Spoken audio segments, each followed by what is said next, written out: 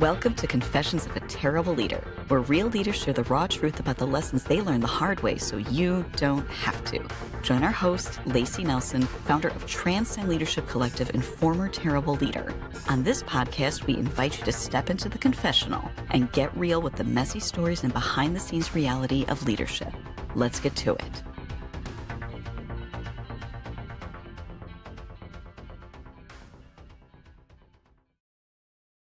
Hello, friends, and welcome back to Confessions of a Terrible Leader. I'm your host, and let us not forget, former terrible leader, the queen of terrible leaders herself, Lacey Nelson. I am so glad to have all of you here today to meet the amazing James Oyola. James, welcome to the show. I'm so glad you're here. Thank you for having me. Just to give listeners a little insight, you have an extensive background in multiple corporate settings, big organizations that are household names literally across the globe. And you have recently released a book, which is your, I believe, second book, if I remember correctly from our conversation, The Helpful Leader. All right, there's so much to talk about today. What I want you to share with our listeners is, how does one get to a point in life where they're like, you know what? I think I should write a book. That's a big step. And you're second nonetheless. Fill us in. Yeah, it's a good question, and thank you for having me, Lacey. Yeah, I think for me, so when I was in college, journalism was my major, and so I was a sports writer for 8 years. And so I kind of cheated a little bit. I learned, thank you to my English professor, who was also my guidance counselor or my counselor in college my freshman year. He saw the gift in me. Initially, my major was physical therapy, and biology was kicking my butt. And so he basically said, "Hey, you might have to reconsider." And I'm like, "Man, I don't have a plan B." And he said, "Have you ever thought about being a writer?" He said, "You have a unique writing ability." And I said, "No, I don't like to read, let alone write." So he said, "When you do read, what do you read?" And I said, "Oh, easy, anything that's revolved around sports and entertainment." And he said, "Why don't you be a sports writer?" And I said, "Ooh," the light bulb went off, and he connected me with the editor of the school paper the following week. And that kind of began a new career. And so, yeah, I have to say that because I cheated a little bit. Writing came natural to me. But I also recognize that there's a responsibility to any gift that we may have. And so that was my responsibility. And so putting what was on my heart on paper was something that I was passionate about. My first book was called Get Out of Your Own Way. It's a purpose driven piece, just encouraging people to pursue the purpose for which they were created, to live that out. And then the second one, released 11 years later, this past February, is The Helpful Leader. And so for me, how does someone get to that point is passion mixed with talent, but more important than that, a lot of confidence, because you never know the result of what you put out. And so I'm grateful that I've had people in my life to encourage me in all three areas. I love that. So the helpful leader, for the listener that might be interested in like, well, what does that even mean? Or why should I pick up this book? Who did you write it for? So if I wrote it for myself, first and foremost, Good answer. Good answer. to constantly remind myself of my core values as a helpful leader. And, outside of that, I wrote it for anyone who has fallen on their face in leadership, for anyone who has a misunderstanding of the privilege and responsibility that it is to lead anyone. And this isn't limited to someone who leads at the corporate sector. This includes the coach of a softball team. This includes a spouse in a marital union. This includes an older sibling with three younger siblings. Anyone who has a fortunate pleasure to have people after them, to people that look to them for guidance and for insight and wisdom. And so I wrote that for them. I wrote that for people who have meant well when it comes to relationships, but the actual mechanics of the relationships didn't transpire, maybe because of a blockage in communication, a preconceived bias or anything of that nature, or it's just issues at the heart, maybe some trauma that hasn't been identified and healed and worked through. I wrote that for them. I wrote that for the people who have an honest desire to do well and to contribute to society in a major way, but have had trouble articulating, communicating, and even more importantly, embodying that message. I think if we're honest with ourselves, that's probably all of us at some level have had that one of at least one, if not all of the boxes checked for like, oh, yep. Would you unpack for us a little bit more about what happens when we don't work through our own trauma. And I think trauma is a word that gets maybe overused or misunderstood. Just unpack for us, A, what is, when you say trauma, what does that mean? And then B, what happens when we don't look at it, when we don't quote unquote do the work? Yeah, good question. I think for me, just speaking from my own experience, trauma, I would say wounds that I have in the heart, things that I experienced in my childhood. Maybe it wasn't something that was done directly to me, but maybe it was something that I witnessed. My reference point for what marriage is supposed to be, for what manhood is supposed to be, from what an older brother, which I am, is supposed to be. So I'd say anything that was not in alignment with the overall code, as the good book says, do unto others as you want done to you. And so I think for me, that's how I would define that. The result of it, in my experience, if I can center it on a term, it would be offense. I've seen so many people unintentionally offend people, and that be the cause of disruption in relationships. That it's sad to see, where they don't realize that the way that they communicate to someone is predicated on how they view them. Or, I'll give you a short example. I had a young lady that I worked with. She was on my team. I was her manager, and we had a great relationship. And one day, she did something that I was disappointed in. And I told her, I said, "Man, I'm really disappointed in you." A few days later, she came to my office. She asked if she could speak to me. We had that level of confidence, that trust, and I said, "Sure." And she respectfully asked me to not ever tell her again that I was disappointed in her. And when I tried to unpack that, what she ended up sharing was that her father used to tell her that. And she had such a close relationship with her father that when she would hear that from him, it would destroy her. Mm, And so that to me showed so much, right? It showed that there was a wound that wasn't healed. It was identified but not healed because, someone once told me adult problems are the result of unresolved childhood issues. Now I had a chance to kind of enter her world and understand that. Just something as simple as, man, I'm disappointed in you. I may think, is this a basic statement because the expectations I have from one professional to another, but it can permeate someone's soul in a much deeper way that we have no clue. right, right. And I think so often what happens is when we don't have the training or the understanding or the skill set to be curious, we immediately can interpret that as her being too sensitive, or she can't take feedback, or she doesn't really want to work hard. We create and spin all of these narratives, then continue the relationship as though they're fact. My question is, what did you do as a leader to have her feel like she could come to you? That's a very vulnerable, very personal thing for her to be willing to tell you. What groundwork was laid? What relational capital did you have to invest to get to that point with her? Good question. I think it's something that I try to live by is I pay more attention to the person than I do the professional. What that looks like is as an employee on my team, if I have the privilege to lead a team, as I've done in my career for the last 20 years, I've learned that if I invest more, and by invest, I mean just the energy that I give to the professional only. What does that look like? It looks like, hey, did you get those reports done? Hey, we have a meeting. Are you ready for the meeting? If my only dialogue is related to their contribution as an employee of the company, I think the person behind that title will suffer. Mm, However, if I shift and take more of a soul centered or a human centered approach, and I spend more time, regardless of 60/40, 70/30, but more time investing in the person, my energy towards the person, I think the professional will thrive. So, what mm, does that look like? That looks like, hey, I remember in the meeting you said you had to leave early because your grandmother was sick last week. How is she doing? Or, hey, I know your son plays travel baseball. Didn't you guys have a district championship a week ago? What was that like? right. Taking more in an interest in her, I think that's what got us to that point because we had not only a professional relationship, but she knew that I cared. I took an interest in her family. I took an interest in her hobbies because to me, those are very important elements of a person's life that transcend who they are as professionals.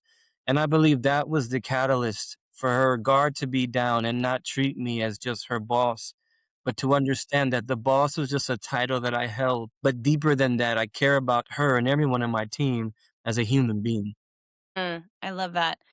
We know we have a lot of similarities in the way that we approach leadership, soul centered leadership, heart first leadership. Like there's so much overlap that we have. And I know when I'm working with clients, I will often receive sometimes a pushback of, wait, yes, we do need to treat people like people, and they acknowledge everything that you just shared is valid. However, there's pushback often comes with how do you square that while at the same time holding people accountable for the performance that they need to be held accountable to. What's your approach to that?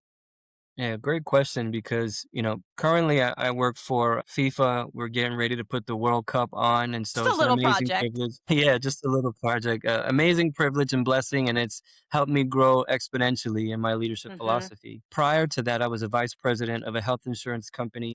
For the last 10 years, I've had the fortunate blessing to occupy titles of director and up. Mhm. I say that because what I appreciate most about that experience is it has allowed me the autonomy to have workshops around emotional intelligence. No one is checking for me when I pull my team off the production floor Right. and I'm having a seminar on how to just be a more effective communicator with your peers and the customers. Right. And yes, I've also had encounters with my superiors, mostly have been C suite personnel who felt, what's the return on that investment? How do I see that in dollars? There's so many cases that can be made. One small one is just turnover. The amount of money that it costs a company to hire and retrain because somebody left due to poor management. To me, that's my pin for their balloon. But what I have kind of learned in my experience is I'm sure you've probably heard the notion of leave your problems at the door. Have you ever heard that said Oh in the yeah, I corporate hate that sector? saying. Me too. Me too. I've had superiors tell me that, hey, we're not their therapists, we're not their counselors. And I've always kind of been against that frame of thinking because I think it's humanly impossible. And the very people who say that we need to do that, they don't do that themselves. And so what I've learned, because yes, the truth of the matter is that my responsibility is to the business first. I have an allegiance to the organization to help them meet their goals, right? And then my responsibility is do I get the workforce to do that? So I'm not a leave your problems at the door type of person. I'm more of a how can I help you compartmentalize what you're going through? How can I help you put that in your mental locker so that it doesn't consume you while you're at work? I'm more of a helping the person understand how much we need them, how much of a contributor they are to the success of this business, and how what they're experiencing, it's real, it's true. And I can only sympathize or empathize on what they're going through. How do I meet them where they are and help them navigate through that in such a way where it doesn't risk their future employment? That is where I've done the most of my work. And so while I'm confronted with the show me what this looks like in dollars, I've always held the line to making a point of the inverted pyramid per se, right? The CEO shouldn't be at the top of the pyramid. He should be, or she should be at the foundation, at the bottom, holding everything up by way of how they live their life. Yes, I find holding people accountable and understanding them as full humans, it actually gets easier to hold them accountable. If you're having regular check ins, regular conversations, hey, I know you have a lot going on right now. I know this deadline is coming right up and you're like maybe 30% to completion. Am I understanding where you're at right now? And if you are behind, how can we adjust or what supports do you need to be able to execute this on time given the reality of your life at the moment? Like it becomes a much easier conversation and it doesn't tend to alienate like when you don't have any relationship with them and all they're hearing from you is you're behind, you're not doing your job well enough, and I'm not happy with you is the typical interpretation. Yeah, and if I could just add to that, what other conversations are more digestible to have is if you have to terminate somebody. Yes, go into that, please. Yeah, so there's a chapter in The Helpful Leader called Graceful Exits. Mhm. And the premise of the chapter is, in a nutshell, in leadership and business, or even, you might have to put somebody on the bench on the sports team or kick them off the team for whatever Right. reason, right? But we don't have to do those or have those conversations in a way that makes somebody feel less than. How do you terminate someone but allow them to leave that office with their dignity, or even further, feeling a little better about themselves? I have been able to do that in my career. Those conversations are the most gut wrenching and the ones I avoid the most because I do I know. care.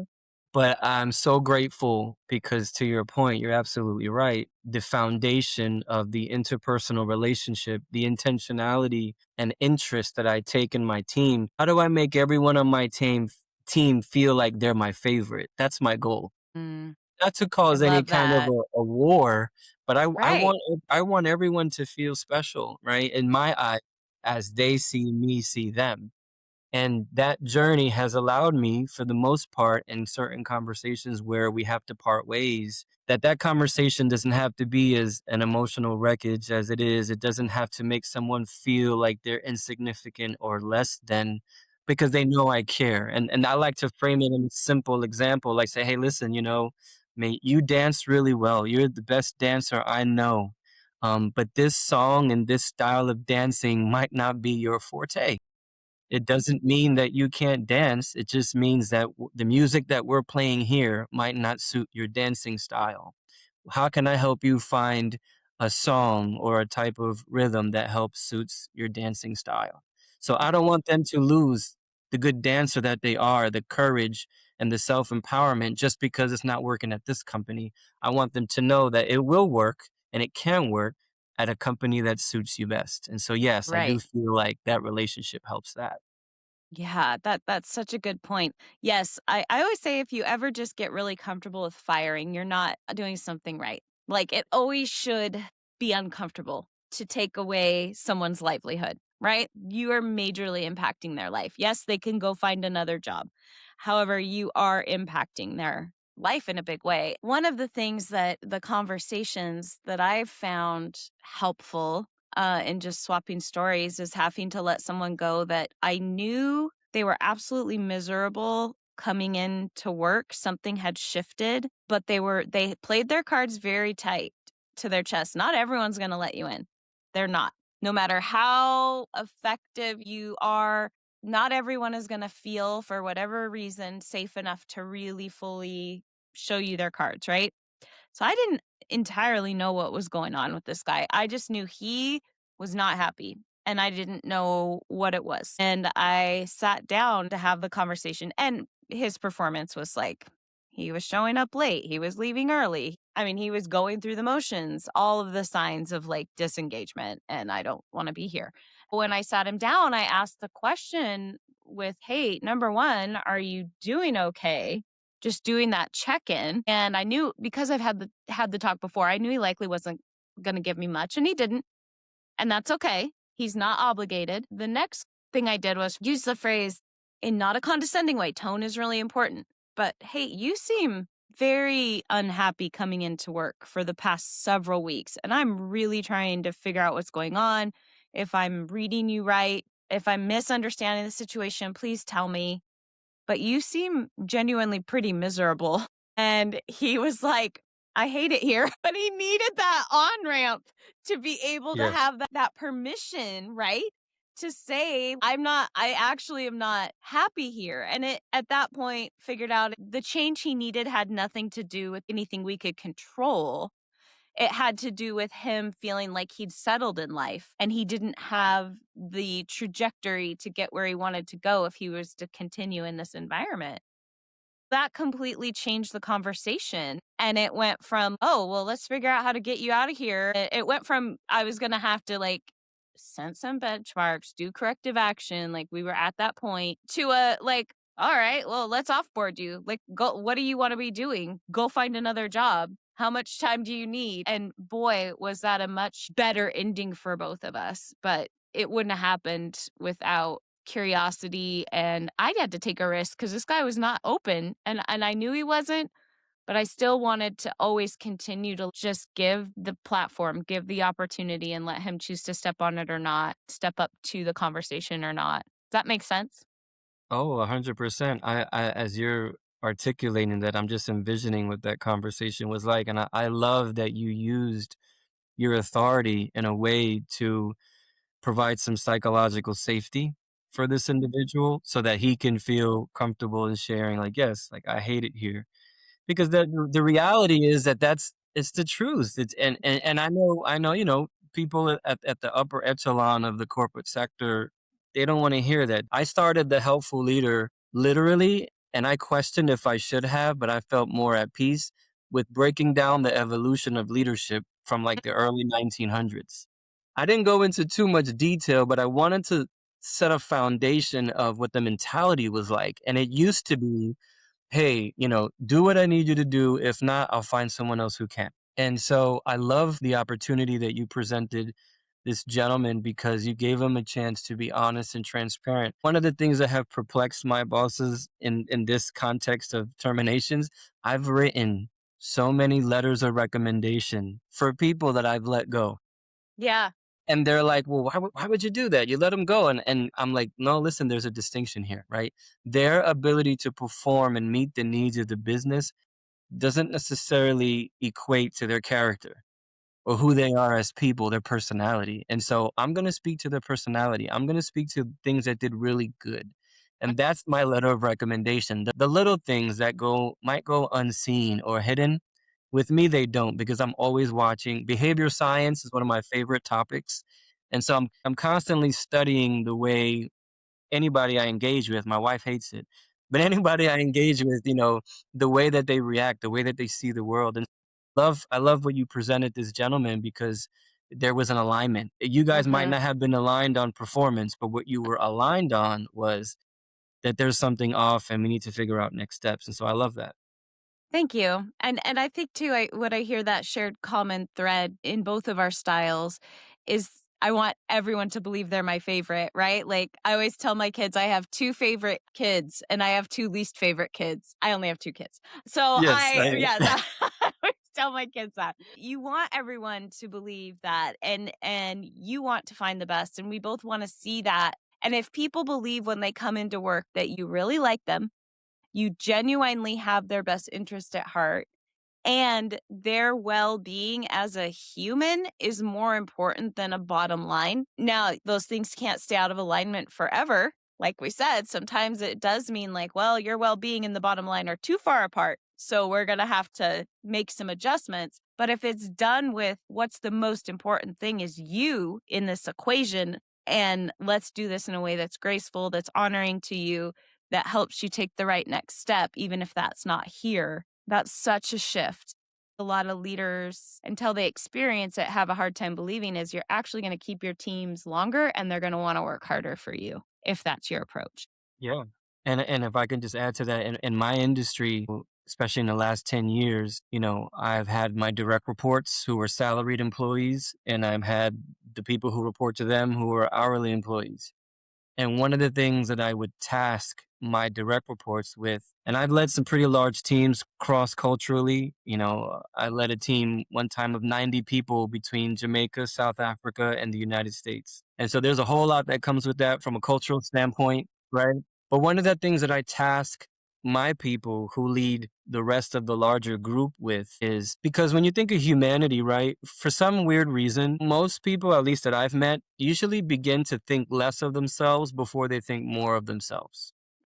Why is it that my default thinking as a human being tends to be more negative than positive? It's like a child, right? I have four children, two older boys, two younger girls.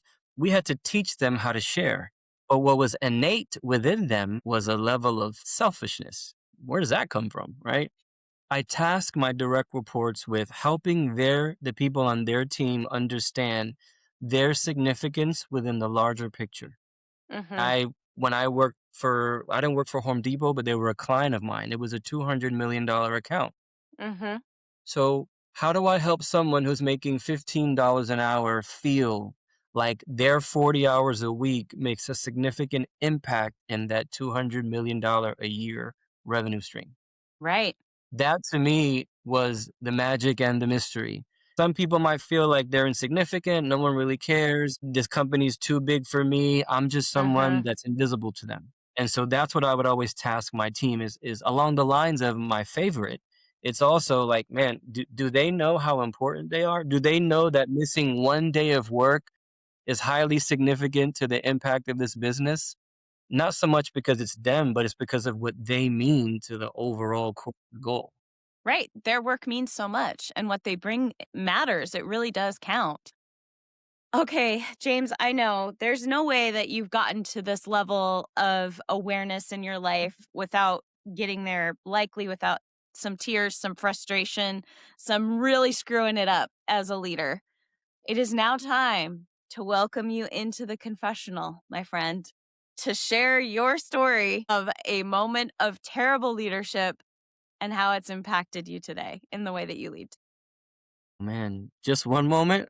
Right. I know. I know. I literally could write a book just on my mess ups for real. So many. Yeah, I think one I would say in my younger days of leading, I still had the same concept at heart. The path to achieve that was more of be their friend. There's a difference Mm. between taking an interest in someone as a person and wanting to be their friend. Yes. Oh my gosh. Yes. Expand. I think I wanted to be the cool boss, right? Yeah.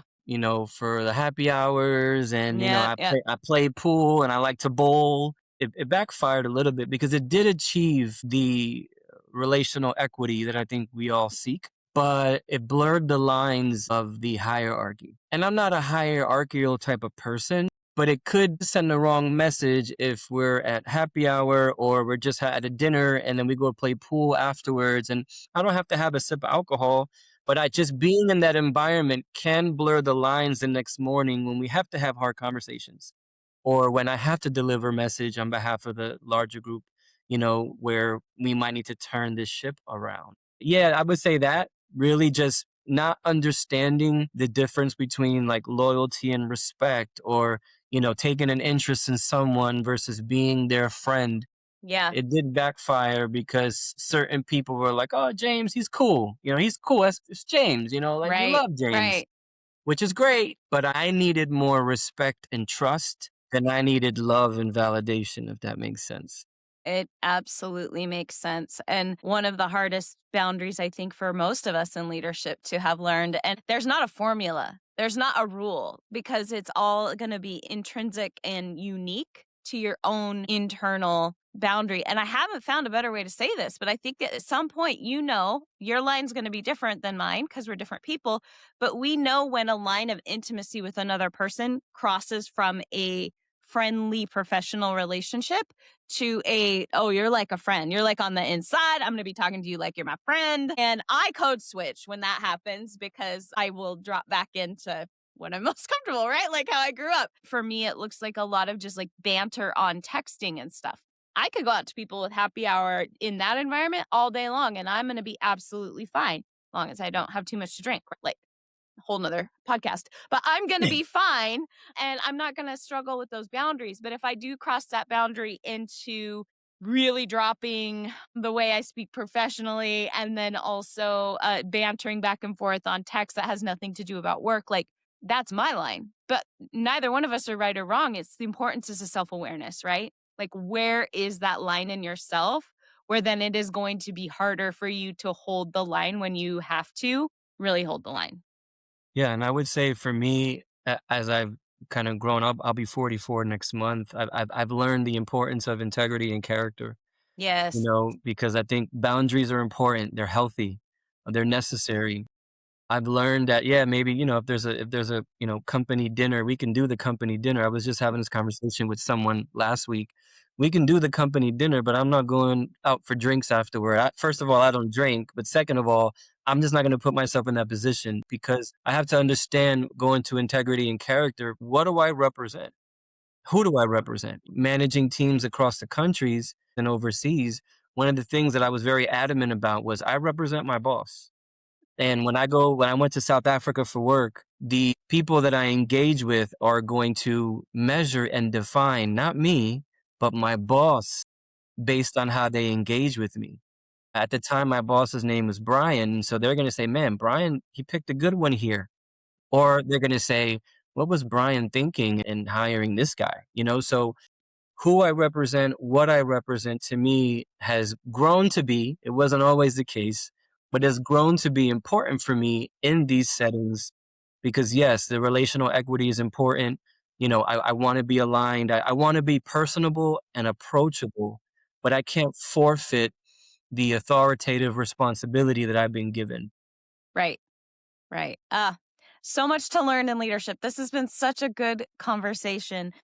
James, you are in my stack of to be read. You're sitting on the top for next. So, in my business book stack. And I really would love for our listeners that enjoyed this conversation, if they want to get to know James Oyola, what's the best way to get a hold of you, to reach you? Yeah, thank you. Thank you. And again, thank you for having me. Yeah, LinkedIn, you can find me on LinkedIn, James Oyola, Oyola. And then the Helpful Leader has an Instagram page. The helpful_leader are the best ways for someone to connect with me offline. Excellent. Thank you so much for your time today. Thank you for the great conversation. It's just been awesome. And I look forward to just continuing to walk through this leadership space with you. I have a feeling our paths are going to cross quite a bit. So thank you. And congratulations on your book. What a major step. That's Thank incredible. you. Thank you for Yeah, having me. It's a privilege and the pleasure is mine. I really appreciate the time. absolutely. All right, friends, you know the drill. Until next time, go manage like a leader. Thanks for listening to Confessions of a Terrible Leader. If you're feeling brave and have your own terrible leader story that you'd like to share, head over to transcendleadershipcollective.com/podcast to fill out a guest application. We'd love to hear from you. Confessions of a Terrible Leader is hosted by Lacey Nelson and produced and edited by Fixation Point Productions. Music is by Leif Olson and Mary Scott from the band The Number of Months. Confessions of a Terrible Leader is a free leadership resource offered by Transcend Leadership Collective. If you are ready to refuse the limits of average leadership and join the leadership revolution, visit transcendleadershipcollective.com to check out our offerings for engaging workshops, strategic planning, and more. Thank you so much for listening. Don't forget to like, subscribe, and leave us a review. And until next time, go manage like a leader.